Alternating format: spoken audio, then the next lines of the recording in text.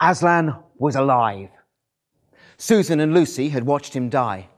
But then there he was, right in front of them, large, bright, full of life. But there was still much to be done. The White Witch was ready to attack the army. Peter and Edmund didn't know where Aslan was or what had happened. Aslan had taken Susan and Lucy to the White Witch's house. Let's go into Narnia again.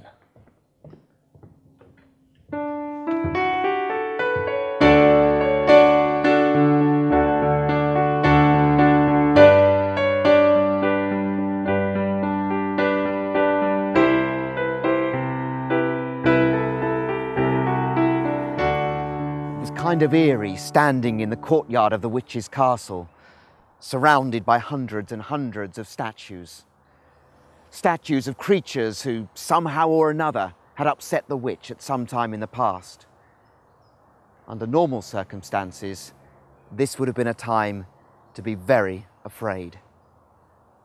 But not now. Aslan was moving around each statue, breathing gently on it. And as he did so, something extraordinary was happening. Streaks appeared on each one. The streaks spread, and soon colour was licking over the whole body. Hard folds of stone rippled into living hair. Soon the courtyard was buzzing with life. Every corner of every room in the witch's house was scoured for statues. And when they were found, Aslan brought them to life too. There was every sort of creature that you could imagine, and a whole lot more that you couldn't even begin to imagine. Lions, horses, dogs, cats. There was even a kangaroo. Centaurs, unicorns, giants, dryads, fauns, and a whole host more. Aslan gathered them all together and gave the order to follow him. The faster ones led the way, with the slower and smaller animals on their backs. Dogs, lions, wolves, and the other hunting animals went first, noses to the ground. Faster and faster and faster they went as they picked up the scent, easier and easier. And then, just as they were about to reach the last curve of the narrow winding valley, Lucy heard another sound above the noise of the chase. It was a different sound, one that made her heart freeze. The sound of shouts and shrieks and the clashing of metal upon metal.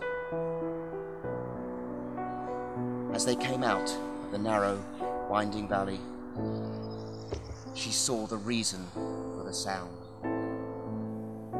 There stood Peter and Edmund and the rest of Aslan's army, fighting desperately against a horde of horrible creatures that Lucy had seen the previous night. Peter's army looked very small in comparison with the army of the witch. And all around the battlefield were dotted statues. The witch had obviously been using her wand. Peter and the witch were fighting one-on-one. Peter's sword and the witch's knife flashing furiously so that to Lucy it looked as though there were three of each.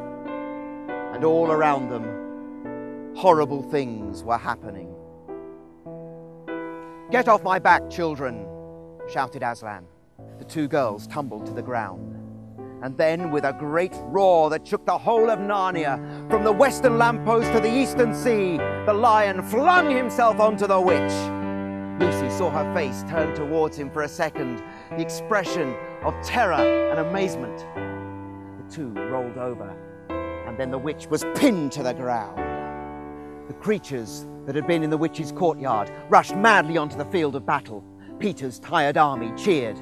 The newcomers roared, and the enemy squealed and gibbered. When they found out that the witch was dead, they either gave themselves up or ran away in fright. The battle was over just a few minutes after Aslan had arrived. All around the battlefield, members of Peter's army lay injured. Edmund was one of them. He was covered in blood. His mouth was open, and his face was a ghastly green colour.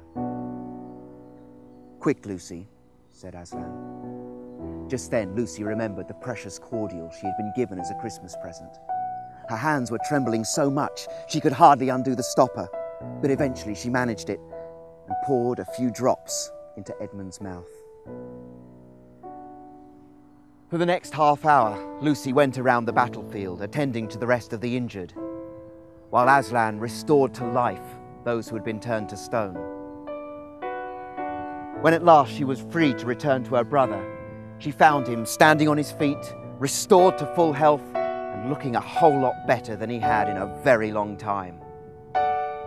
There, on the field of battle, Aslan made him